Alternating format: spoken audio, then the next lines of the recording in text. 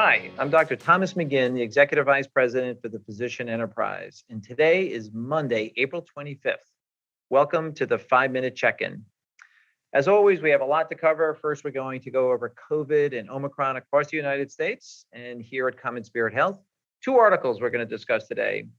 One article on cardiac surgery, and we have a special guest joining us to have a fuller conversation on that. And second, we have a publication in the New England Journal published by our own team in population health. So I'm really excited to talk about that. We're going to talk briefly about Earth Day and the work that we're doing here at CommonSpirit. And last, we're going to review some of the Physician Enterprise Vision Awards and congratulate those winners once again. So let's get to it. So as the virus continues to evolve, we expect to see many new variants emerge, as you can see in this graph. These are subvariants of the BA.2 Omicron variant, and these tend to spread more quickly. And as you can see here in the 7-day average, the number of new cases is actually up 35%. And actually, we have an uptick in hospitalizations across the United States. The good news is that in the mortality is at the lowest it's been, around 375.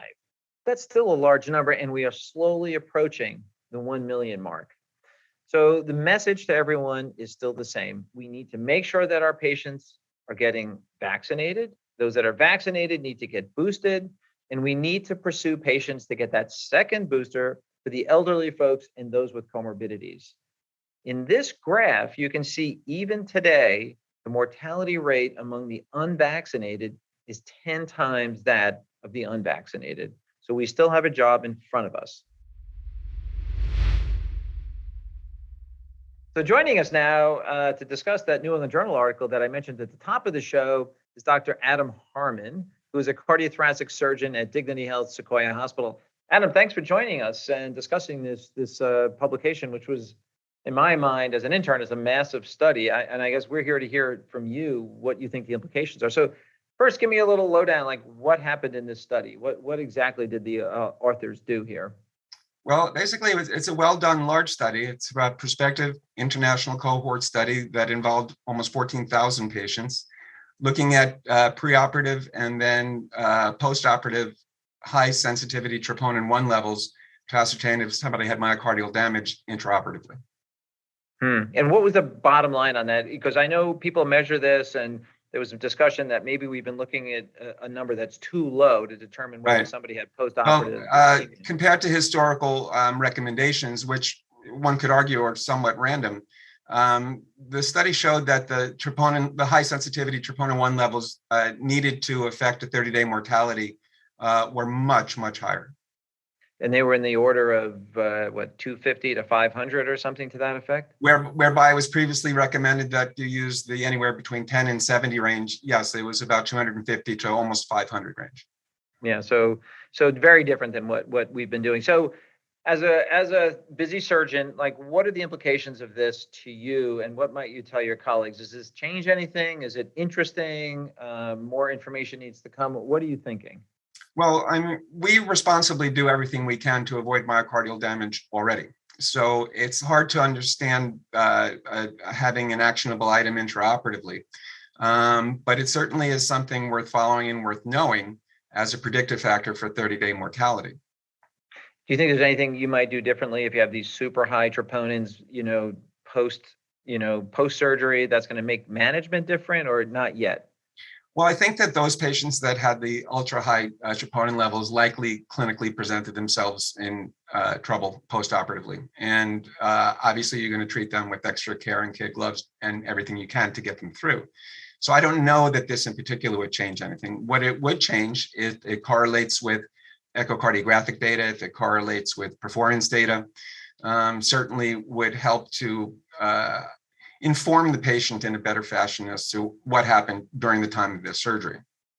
So, thanks, Adam. It's a massive trial, very interesting results in the sense of, the numbers are much higher than we thought in order to predict, mortality. How does this impact you as a practicing cardiothoracic surgeon, and how would you talk to your colleagues about this going forward? Well, it's interesting because historically we used to measure biomarkers and we no longer do because we didn't think that there were actionable items that we could draw to it. How do we decrease our 30-day mortality is a question that I would like to have answered. And if this can be linked to intraoperative technique, cardioplegia solution, or any other methodology that could help us to lower our 30-day mortality, then I think that it would be far more impactful. Right, that makes sense. I mean, if there's nothing you really can do about it, maybe it's not that useful. But my guess is this is a massive study. I happen to know PJ, the senior author. I bet there's going to be more coming. Sure. So I guess we maybe have you back again to discuss this with us to see what the future results look like. But Adam, thanks so much for joining us. Great conversation, and really, really appreciate your time. Absolutely, my pleasure. So next up is a publication in the New England Journal by our own team in population health, led by Dr. Nick Stein. They did a very interesting analysis of a relatively new medication, a VEGF inhibitor for the treatment of macular degeneration. The original medication is relatively inexpensive at about $90 per therapy.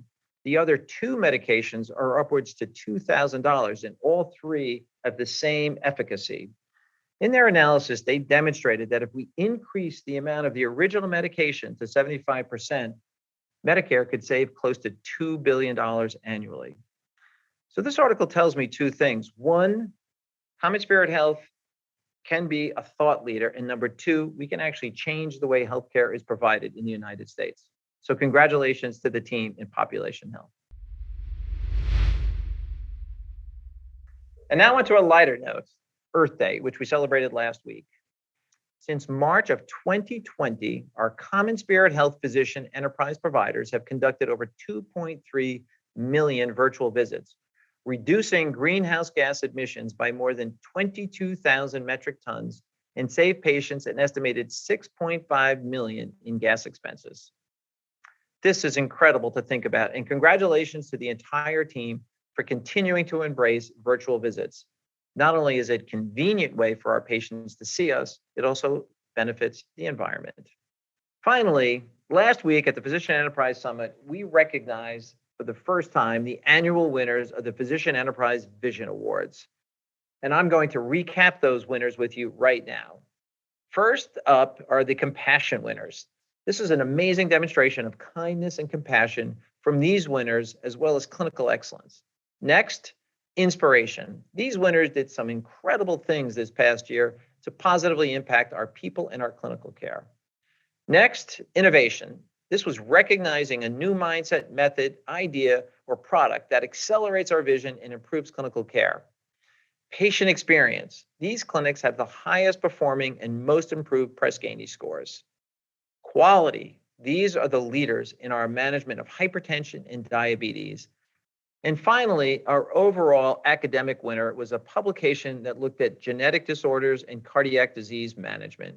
Congratulations again to all those who were nominated and all those who won. It is a privilege and an honor to celebrate you and to serve alongside of you. Thanks for joining me, and I'll see you in 2 weeks at the next 5-Minute Check-In.